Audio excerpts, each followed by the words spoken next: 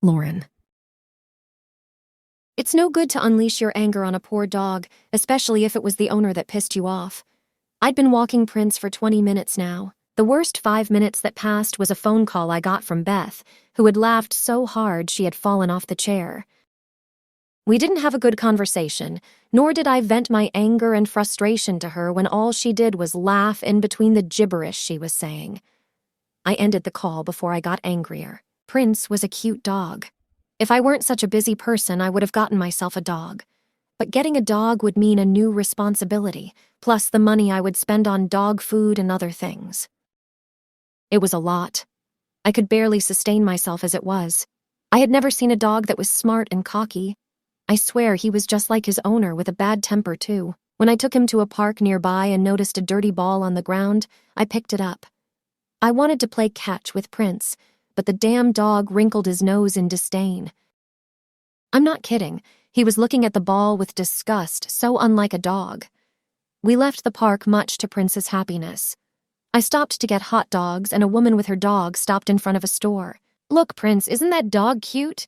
Do you want to go play with her?" He gave me an "are you for real" look. I decided then the dog was really smarter than I thought if he could understand what I was saying. Maybe it was all my imagination. "Come on, Prince. How many times have you seen a dog as cute as that one? Don't be so uptight." He huffed and looked away. I might be going insane talking to a dog and thinking the dog was responding with his expressions. He started walking away from me in the opposite direction. "Prince!" I grabbed his leash and he snapped at me with his teeth. "Geez, you're just like your owner. Did you pick up his personality, you poor dog?" I scratched the back of his ear. Must be tough living with a stone-cold guy. He didn't respond. "Can I tell you a secret?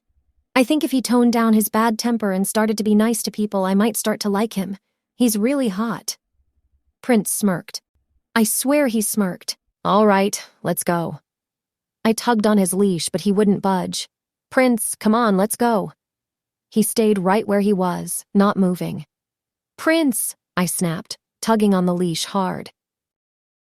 He launched himself at me, and in a few seconds, I heard a ripping sound. I stared at the place he had torn. It wasn't small. There was a large, noticeable tear in the dress, just below the knees. "Fuck," I cursed. "Oh my God, this isn't happening." I tried to breathe in and focus, but all I could see was the price tag that said 700 pounds. No, no, no. I was going to hyperventilate right in the street. What was I going to do? It was over for me. There was no way I would be able to produce 200 pounds, and the dress cost more than what I had, and I would bleed to death before I ever took the money I was saving for Dad. "Why the hell did you do that, Prince?" He looked unapologetic, and I wanted to scream. What the hell was I going to do? Sell my TV? But I didn't own one. It was all Beth's. What expensive thing did I own that I was going to sell? Nothing. My conscience told me to tell Mr. Campbell. After all, it was his damn dog, and I deserved to be paid for the damage on the dress that wasn't mine. But on the other hand, it was my pride and ego that wouldn't let me tell him. To hell with your pride and ego. Tell him. Let him pay for the dress. How the hell will you solve the problem? After making up my mind, I grabbed Prince and pulled him with me back to the restaurant. We waited for Mr. Campbell's meeting to be over, and when the time was up, I saw him walking out with a Chinese man with gray hair. They shook hands before the man left in his car. Then he turned to me. I looked down at the ground for a bit before I lifted my head up, giving the leash back to him. "My dress has torn," I said in a dejected voice. My inside voice was screaming and ready to die from the humiliation I just brought on myself. "I see that. How does that concern me?" I bit my lower lip, holding back a scream. "Prince tore my dress." I tried to avoid those intense and wild gray eyes of his. "Are you asking for compensation, Miss Hart?" His tone was void of emotion. Still looking away from his eyes, I played with my hands. "Well, you see," he cut me off. "Look at me." I looked his way and I saw his hand leaning toward my face. My eyes widened. I thought he was either going to slap me or touch my face. Instead, his hand went to the back of my neck, and then he was pulling out the price tag. I was red in the face. I was humiliated. I wanted the ground to open up and swallow me. This was what I was trying to avoid all night. Quite unfortunate, he commented in a lazy drawl. The dress is even cheap. What? He was calling a 700-pound dress cheap? I would love to see what he called expensive, but I couldn't look at him. There was no way I was going to ever live this down. I was caught off guard when his warm hands grabbed mine and he placed some bills in my palm. I couldn't tell how much it was, but there was a lot. I had never held so much money. He didn't say anything, and before I could react, he was already inside his car and it pulled away. I stood there rooted to the spot, glaring at the bills in my palm. Why the hell did it upset me when he gave me his money? Shouldn't I be happy that now I would be able to pay for the dress? For some reason, I didn't like it. I didn't want his money. I put it in my purse with the hope of returning it to him at the office. Tomorrow. If I had known where he lived, I would have gone there straight away. "You're going to what?" Beth asked when I told her the full story. "I'm going to return the money," I answered, sliding the dress down my legs. "Why? It's yours. He gave it to you." "Well, I don't want it." "Are you crazy? How would you be able to pay for the dress? His dog tore it, so it's his right to pay for it. Stop thinking negatively and see the bright side of this. You get to keep the dress, too." I threw the dress on the bed and planted my hands on my hips, staring at Beth. "He gave me 2,000 pounds. What am I supposed to do with the change, huh? I'm not some charity case, Beth. I've got pride. I can't just accept money from him. It's an insult." She rolled her eyes. "Insult my ass. You just don't want to." My tone held annoyance when I inquired immediately, "Have you met the man? He's a twat. I'd never hear the end of it. Do you think he's not going to taunt me? You've no idea." I was still trying to soothe my injured pride, still trying to come to terms with what had happened. She wasn't there, couldn't see what I saw in Mason Campbell's eyes. "Okay, why don't you take the 700 and give the rest back to him, and tell him you'd repay the 700 when you get your paycheck. See? I solved your problem. You were the one who created it in the first place." She wiggled her finger at me. "No, Lori, you were the one who thought you were invited to dine with them." She chuckled lightly. "Wish I had seen your face when he told you you were going to walk his dog." I'm sure he also found humor in my humiliation. "Tell me, is it so hard to tell me what I would be doing there?" I complained. He could have just said, "Miss Hart, you will walk my dog tonight, so I wouldn't have made a fool out of myself." Even if we stood in court in front of the judge, the one who was to be blamed was my boss for not clarifying. I was innocent. I was the one who got humiliated, and I was the one who had lost a lot of money tonight, enough to make me lose sleep.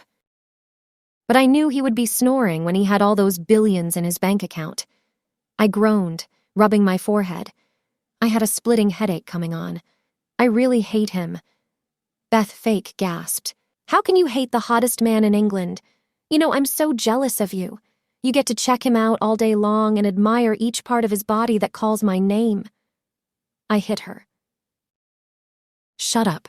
I don't ogle him. I don't even pay attention to him." Liar. "I only pay attention to my job." "A degree in lies. Yeah, you got that." She looked like she didn't believe me. "So you're immune to his hotness? You aren't attracted to him? At all?" "Sorry to burst your bubble, sweetheart." "What a certified liar you are, Lauren." "I'm calling you out on your lies." Her lips curved into a smile. "You just don't want to admit that you have the hots for your boss, too." "I don't have the hots for my boss. He's my boss. It's strictly forbidden." "Where does it say you shouldn't ogle your boss in your manual?" I smirked. Rule number 78. No employee should engage in any physical action or form a relationship with a coworker. I patted myself on the back for remembering some of the rules. Although I was yet to go through the entire manual, I was glad I managed to read some and avoid being a rule breaker. "It doesn't say boss," was her smartass reply. "Really? That's your argument?" I asked, lifting both my brows, and she shrugged in return. "Whatever. I'm going to sleep." She got up from my bed. "We are on this weekend, yeah?"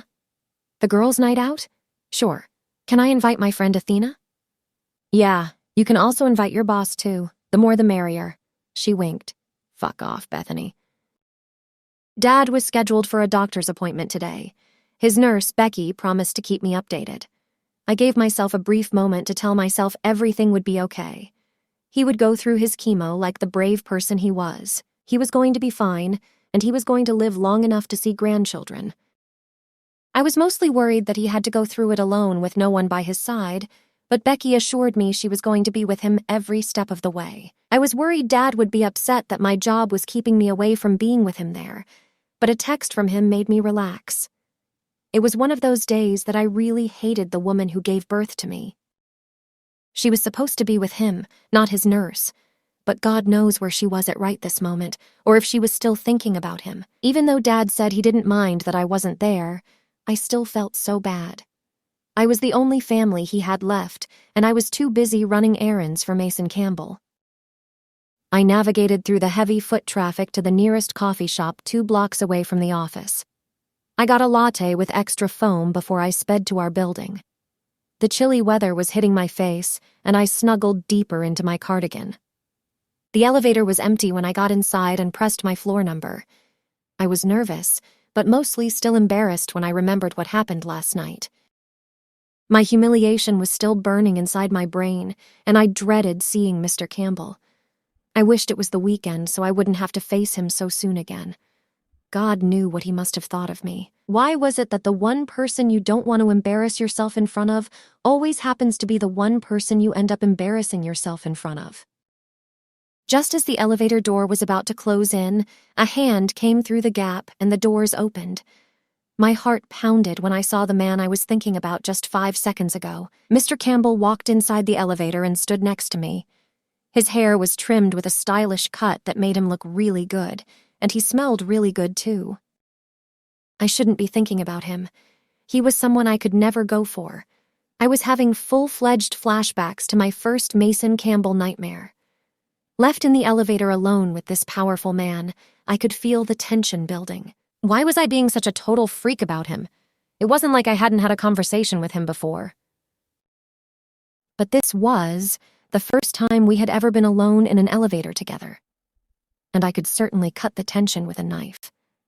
He didn't speak, and he didn't glance at me. The doors closed, and the doors of the tension opened wide. In my head, I was replaying the memory of him gripping my ass, pushing me up against the wall with force, mashing his beautiful red lips to mine in the hottest sex scene I'd ever seen. I kept my head down, pretending to be fascinated by my latte when in reality I was trying so hard not to look at him. I should say something. I should greet him. He was my boss. That little reveal was like a slap in the face. I was so busy freaking out we were in a closed space together that it hadn't occurred to me to greet him. "Good morning, sir." I got nothing in return. Well, it's not like I expected him to say something to me after taking so long to realize my faults. Despite my silly little sex dreams, I couldn't even get him to spare me a sideways glance in real life. "So you remember who the boss is? I thought that you've somehow forgotten what an assistant is supposed to do when she sees her boss." I took a quick glance in his direction and found him looking at his expensive watch. 1 minute, 30 seconds. He looked up from his watch to me, his eyes revealing nothing. "That's how long your brain took before it started functioning well." I stood motionless, clenching my jaw until I could summon the composure and self-control required to speak calmly. "Why do you always insult my intelligence? I happen to be smart." He shifted and took his hands out of his pockets as I continued to stare at him while he continued to stare straight ahead. He clasped his hands in front of him. "Smart people don't call themselves smart. When you are smart and you know it, you let people think you are not. You show it when they least expect it." I raised a brow. "Is that how you got to be one of the most powerful men in England? By pretending you're not smart?" So I failed at taking my own advice about not asking questions that weren't my business and were definitely above my pay grade. Dad said I had the habit of being a nosy person and not knowing when to shut up. "1. Miss Hart, I'm the most powerful man in England, something you've clearly failed to realize." "I haven't failed to realize anything. I'm just being rational here, sir. I'd agree with you being one of the most powerful men, but of all England. Have you forgotten we have a queen and a prime minister? The words popped out of my mouth even as, "No, remember who you are speaking to." I tried to stop my running mouth. My duty as a boss entails letting comments like that from my employees go. His haughty tone made me sorely regret saying that. I kept quiet, staring at the red numbers climbing, each one taking its time until we reached our floor. A very different scenario to the one my brain had conjured up. Of course I'd leave this elevator feeling flustered and regretful, but not for any sexy reason like a quick elevator hookup. Wishful thinking. Maybe I should have just kept my mouth shut. Mr. Campbell has been busy for hours, so I didn't have time to talk to him and to give his money back. I was definitely trying to avoid him too, but I could not avoid seeing him at the meeting. When I walked into the conference room, I decided to sit where he had told me to the last time in order to avoid complications. And by complications, I meant getting unnecessary and questionable looks. Getting comfortable in my seat, I waited for the meeting to start. The other employees, who I didn't have the pleasure of meeting because they either ignored my existence or went out of their way to avoid me, nodded their heads at me. The meeting started exactly on time, and Mr. Campbell focused his attention on everyone in the room. I noticed that when he talked, everyone was eager to agree with what he was saying, and all seemed to be raptly listening. But when another employee started to talk, they didn't put that much effort into focusing. When Mr. Campbell was talking, you couldn't help but listen. It wasn't the words he was saying. It was the authoritative tone he was using and how sexy his voice was. Every eye was cast toward him, hanging on every word he said. Cynthia, from marketing research, started her presentation, and I took notes as Mr. Campbell wanted. Over the next hour, I did my best to be a part of it, even if all I did was nod in agreement with what I thought was great and write notes, never opening my mouth. After they went through everything for today, Mr. Campbell stood. "Great work today. Keep it up." Everyone pushed away from their seats and strolled out of the conference room. I realized Mr. Campbell didn't make any attempt to leave just yet. Just as I was about to leave, he cleared his throat. "Miss Hart, a minute." I turned to him, struggling to breathe once more as I approached him for the second time. He was still standing, and I would have appreciated it if he would just sit down. He was beyond intimidating and large when he was standing. I always felt like he would squash me under his expensive leather shoes. "Is there something you'd like to say to me?" I swallowed uneasily. I don't think so, sir. Is there?" Dumb bitch, say it." "If you've got something to say, you should say it now," he repeated, ignoring my question. Was this man a mind reader? How the hell would he know that I wanted to talk to him? "Maybe it's because you have been avoiding him and fidgeting in his presence." "This is your chance," he added. "Go for it, Lauren." I took a step forward, suddenly nervous. But I wasn't going to let my nervousness stop me from doing what was right, and that was saving my pride. I want to give you something." He arched a brow. "Did I give you the impression that I wanted something from you?" he asked in a bored tone. All I could do was grunt. "It's in my bag. Let me get it." I quickly turned and left the conference room before he stopped me again. When I got back, he was standing tall near the large windows, looking out over the city.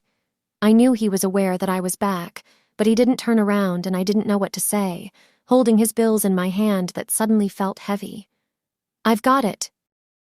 "Well, do you need me to tell you twice to come closer?" "No, sir." I strode forward until I could see his face clearly.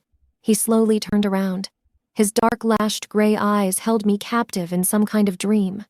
He was unbelievably handsome. How could he have been blessed with such perfection but failed to be blessed with a pleasant personality? Because no one can have it all, Lauren. His eyes fell on my hand. I cleared my throat. "Thanks for last night, but I could—" "Last night?" He cocked his head, looking lost. Did something happen last night I'm not aware of? My brows pulled together in a disbelieving frown. Yes." "Do tell. Was he doing this on purpose? Trying to make me talk about last night when he knew I was feeling humiliated already?" "I don't know why you gave me £2,000 when the dress cost £700. But anyway, I'm returning the change to you." I promise when I get my paycheck, I'll return the $700 to you or you can just deduct it, I finished, breathing heavily. Do I look like I'd lose sleep over 2,000 pounds? No, but… You needed it, didn't you? He paused. Prince ruined your dress and I paid for it. I felt generous enough to double it. Why are you creating issues over it? I stopped talking when I realized I was going to raise my voice. I took a deep breath before exhaling. I'm not creating issues, sir. Thank you, but I don't want it. Because you're too good for it? That's not it, I said in frustration. I don't want your pity money. Is that what it is? Pity money? I'm not someone who enjoys taking people's money without earning it. I feel uncomfortable knowing I owe you now, so please, sir, just take it. I really don't want it. Throw it away, he deadpanned. What? You heard me. Throw it away. Give it away. It's up to you, Miss Hart. He began to walk away, and I reached out my hand to stop him. The minute my fingers touched his arm, I felt a jolt of shock run through my body, and I quickly retracted my fingers. Mr. Campbell glared at me. Don't ever attempt to touch me again, he said coldly, his tone icier than ever. Respect yourself. I'm your boss, and we are in the office. It's highly unprofessional to touch your boss. Do you understand me clearly, Miss Hart? Feeling shaken, I nodded with a gulp. Yes, sir, I'm sorry. His eyes narrowed before he spoke with a firm tone of command. Get back to work.